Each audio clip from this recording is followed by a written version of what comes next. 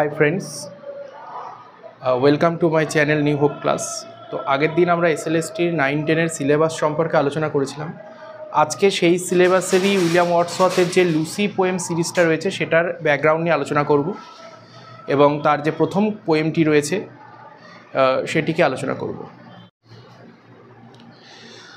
So Lucy পোয়েমসটি compose করা হয়েছিল 1798 থেকে 1802 এর মধ্যেই।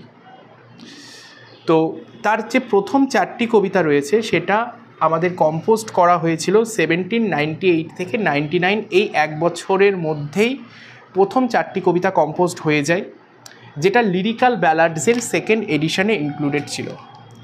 এবং পরবর্তীকালে আরও একটি কবিতা যেটা 1802 সালের লিরিক্যাল ব্যালাডসের থার্ড এডিশনে ইনক্লুড করা হয়। ওকে, তো লুসি পোয়েমস গ্রুপের প্রথম কবিতাটি হলো সি ডোয়েল্ট অ্যামং দ্য আনট্রোডেন ওয়েস। তো কবিতাটি শুরু করার আগে কবিতাটির ব্যাকগ্রাউন্ডটা আগে আমরা একটু জেনে নিই। কবিতাটি লেখা হয়েছিল 1798-এ।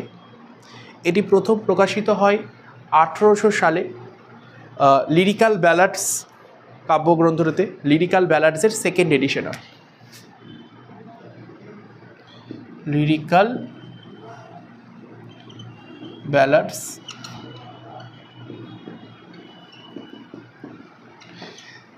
ব্যালাডসের সেকেন্ড এডিশনে। এর স্ট্রাকচার যদি আমরা ডিসকাস করি তাহলে এখানে 3টি স্ট্যাঞ্জা রয়েছে এবং টোটাল 12টি লাইন রয়েছে। এই কবিতার টাইপটা হচ্ছে এলিজিয়াক বা লিরিক্যাল, অর্থাৎ এটা একটু বিরহধর্মী।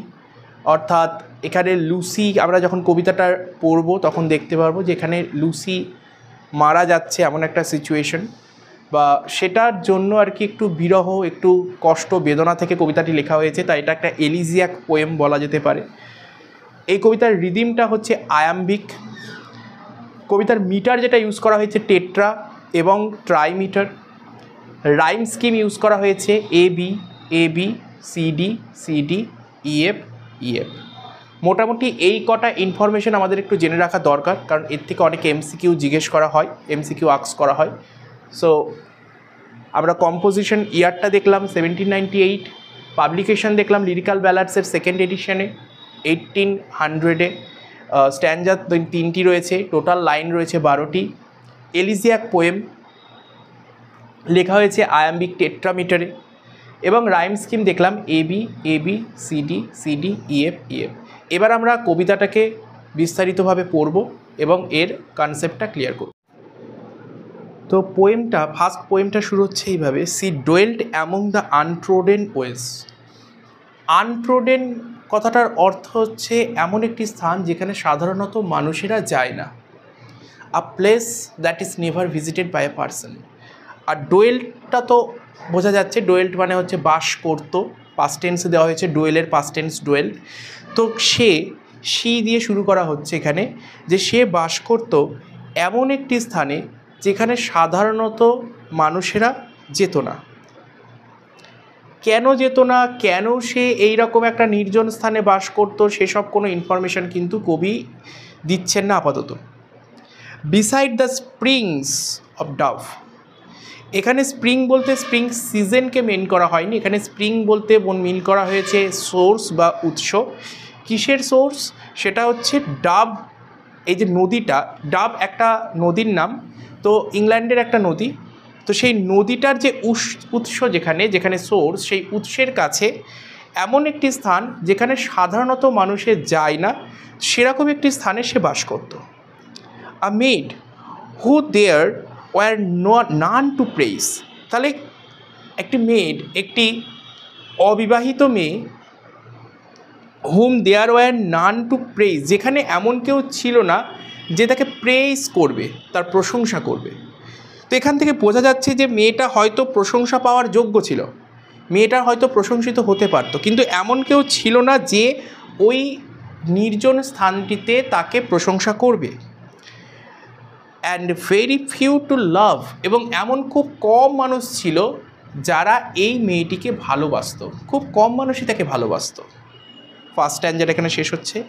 এখান থেকে দুটো ওয়ার্ড আমাদের একটুখানি নোট করে রাখা দরকার। একটা হচ্ছে আনট্রোডেন,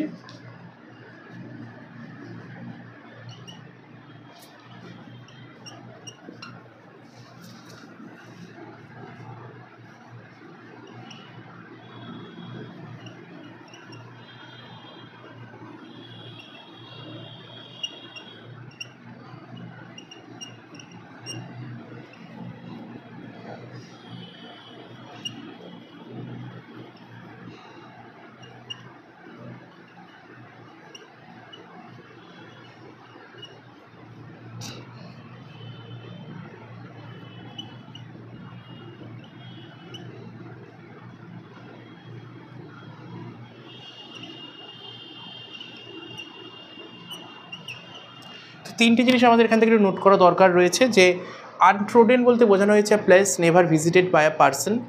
স্প্রিং বলতে এখানে বোঝানো হয়েছে উৎস। কিসের উৎস? না, ডাব নামে একটি নদী ছিল, সেই নদীটির উৎস।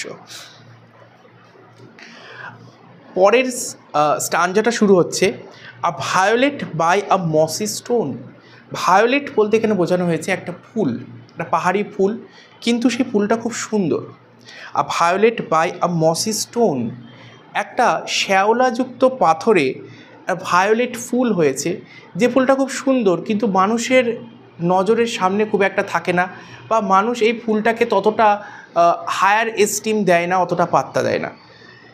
Half hidden from the I, যেন ওই ফুলটির মতোই লুসিও হাফ হিডেন, মানে সম্পূর্ণ যে সবার থেকে লুকায়িত আছে, সবার থেকে আড়ালে আছে তা নয়। কিছু ব্যক্তি হয়তো লুসিকে চেনেন, লুসিকে দেখতে পাচ্ছে, কিন্তু ম্যাক্সিমাম মানুষজন লুসিকে চেনে না, তাকে প্রেইজ করে না, তার বৈশিষ্ট্যগুলো জানে না।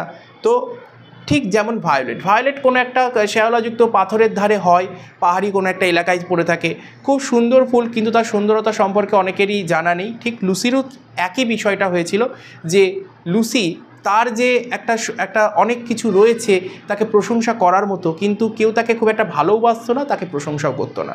কারণ আগেই বলেছি যে সে একটা এমন একটি স্থানে বাস করতো যেখানে সাধারণত মানুষরা খুব একটা যেতই না। Fair as a star when only one is shining in the sky, এবং সে ছিল একটা স্টারের মতো ফেয়ার। এখানে স্টার বলতে ভেনাস প্ল্যানেট, যেটা শুক্র গ্রহ, সেটাকে সম্ভবত কবি মিন করেছেন। আবার স্টার বলতে এখানে সানও হতে পারে, কিন্তু সানটা না হয়ে এখানে ভেনাস প্ল্যানেট যেটা শুক্র গ্রহ, সেটাই অ্যাপ্রোপ্রিয়েট বলে মনে হচ্ছে আমার। And the only one is shining in the sky, যেরকম শুক্র গ্রহ বা ভেনাস, এখানে যাকে স্টার বলা হয়েছে, সে যেরকম একাকী পুরো আকাশে শাইন করে, ঠিক তেমনই একাকী যেন লুসি শাইন করছে সে যেখানে থাকে সেই স্থানটিতে। She lived unknown, a few could know when Lucy ceased to be, মানে সে একদম আননোনভাবে থাকতো আর কি। সে যখন বেঁচে ছিল সে টোটালি আননোন ছিল, কেউ তাকে চিনত না। অ্যান্ড ফিউ কুড নো, খুব অল্প মানুষই জানতে পেরেছিল when Lucy ceased to be, অর্থাৎ যখন লুসি মারা গিয়েছিল। সিজ টু বি বলতে এখানে ডায়েটকে বলা হয়েছে, ইউফিমিজম ইউজ করা হয়েছে, পরে এটা আলোচনা করছি। But she is in her grave and oh the difference to me, সে এখন রয়েছে কোথায় না তার গ্রেভ, তার কবরে রয়েছে। অ্যান্ড ও, এখানে একটা এক্সক্লামেশন ইউজ করা হয়েছে, দ্য ডিফারেন্স টু মি, কিন্তু এই যে সে কবরে রয়েছে লুসি, এটা কিন্তু আমাকে অর্থাৎ কবিকে অনেকটা ডিফারেন্স ক্রিয়েট করেছে তার লাইফে। অর্থাৎ যখন লুসি বেঁচে ছিল তখন পোয়েটের লাইফ, এবং আফটার লুসির ডেথ তার লাইফে কিন্তু একটা অনেক ডিফারেন্স ক্রিয়েট হয়েছে। কেন হয়েছে এটা আমরা পরবর্তী পোয়েমসগুলোতে দেখতে পাবো। এই কবিতাটা এখানেই শেষ হচ্ছে, যেহেতু এখানে লাস্ট লাইনের আগের লাইন অর্থাৎ সেকেন্ড লাস্ট লাইনটা বাট দিয়ে শুরু হচ্ছে, তো এখানে কিন্তু পুরো যে কবিতার বক্তব্যটা এখান থেকে যেন একটা টার্ন নিয়ে নিচ্ছে। প্রথমের অংশটুকুতে বলা হচ্ছে যে লুসি বেঁচে ছিল, বা লুসি একটা সুন্দর একটি কন্যা ছিল, একটা অল্প বয়সী একটা অবিবাহিত মেয়ে ছিল, কিন্তু কেউ তাকে প্রেস করতো না, কেউ তাকে ভালোবাসতো না, কেউ তাকে চিনতো না। কিন্তু এই যে বাট কথাটা ইউজ করা হয়েছে, এখান থেকে কিন্তু একটা যে ইমোশনের চেঞ্জ হচ্ছে, কিন্তু এটা আমাকে কিন্তু অর্থাৎ কবিকে কিন্তু অনেকটা প্রভাবিত করেছে। কবির লাইফ কিন্তু এখান থেকে অনেকটা ডিফারেন্ট হয়ে গেছে। তো এখানে বাটের ব্যবহারের মাধ্যমে কবি দ্য চেঞ্জ অফ ইমোশন, তার যে ইমোশনের পরিবর্তন হচ্ছে, পুরো কবিতার যে ইমোশনটার পরিবর্তন হচ্ছে, সেটা কিন্তু মিন করেছে। এই পুরো কবিতায় যদি ফিগার অফ স্পিচ দেখি, এখানে আমরা দেখতে পেয়েছি ইউজ করা হয়েছে ভায়োলেট ফুলটা, এ ভায়োলেট বাই মসি স্টোন। এই ভায়োলেট ফুলটার সাথে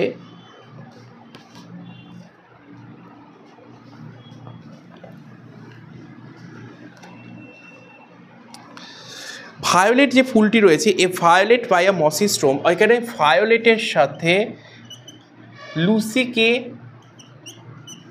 কম্পেয়ার করা হয়েছে, যে ভায়োলেট ফুল যেমন একটা আননোন বিউটি হিসাবে থেকে যায়, একটা আনসিন বিউটি হিসাবে শিখে যায়, ঠিক একই রকমভাবে লুসিও কিন্তু একটা আনসিন বিউটি হিসাবে রয়ে গেছে। তাহলে এখানে কিন্তু ইউজ করা হয়েছে মেটাফোর। পরের লাইনে যেটা বলা হচ্ছে যে ফেয়ার অ্যাজ আ স্টার,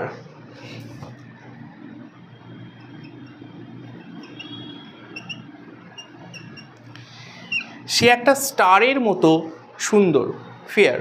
এখানে যেহেতু অ্যাজ ইউজ করা হয়েছে, আমরা জানি যদি দুটো ডিফারেন্ট কোনো অবজেক্টের মধ্যে কম্প্যারিজন করা হয় এবং সেখানে যদি অ্যাজ বা লাইক ইউজ করা হয়, তাহলে কিন্তু আমরা সেই ফিগার অফ স্পিচটাকে সিমিলি বলতে পারি। তাহলে এখানে সিমিলিও ইউজ করা হয়েছে। এবং লাস্টে আমি যেটা আগেও একবার উল্লেখ করলাম যে সিজ টু বি কথাটা যেখানে বলা হয়েছে, সিজ টু বি,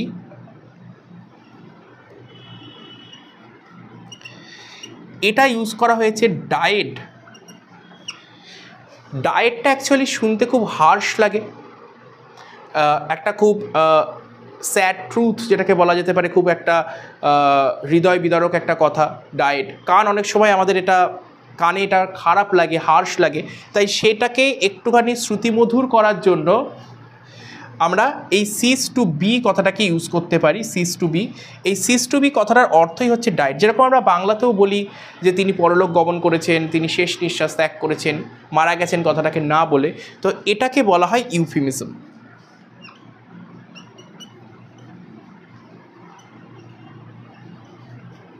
এটাকে ইউফিমিজম বলা হচ্ছে। তাহলে এখানে আমরা দেখলাম মেটাফোর ইউজ করা হয়েছে, ভায়োলেট একটা ফুল, তার সাথে লুসিকে কম্পেয়ার করা হয়েছে। এছাড়াও ফেয়ার অ্যাজ এ স্টার, এই লাইনটার মাধ্যমে আমরা সিমিলি ইউজ দেখলাম ফিগার অফ স্পিচের। এবং সিজ টু বি, যেটাকে ডায়েটটাকে ডাইরেক্টলি না ইউজ করে এখানে সিজ টু বি উল্লেখ করা হয়েছে, তো এখানে আমরা ইউফিমিজমের ইউজও কিন্তু দেখতে পেলাম। তো এটাই ছিল লুসি পোয়েম সিরিজের ফার্স্ট কবিতাটা। তোমাদের যদি লেসনটা ভালো লাগে তাহলে তোমরা অবশ্যই আমার চ্যানেলটা সাবস্ক্রাইব করে দিও।